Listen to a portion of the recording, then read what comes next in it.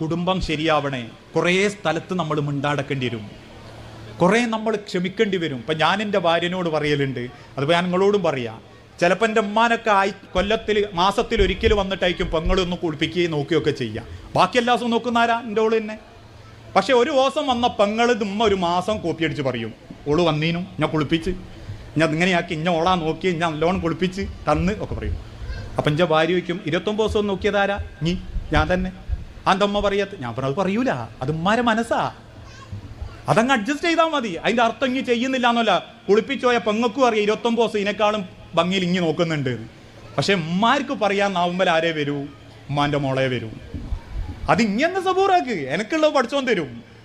എനക്കുള്ളത് പഠിച്ചോൻ തന്നാൽ പിന്നെ ഇങ്ങനെ അതിൽ ബേജാറാവണ്ട. കാരണം ദുനിയാവിൽ എനിക്ക് ആരും തരൂല. കിട്ടാനുള്ളത് പരലോകത്താണെങ്കിൽ പിന്നെ ദുനിയാവിൽ ആൾക്കാരും വൽപ്പത്തിറങ്ങി നോക്കുകയും വേണ്ട. ആ മനസ്സ് നമുക്കുണ്ടായാൽ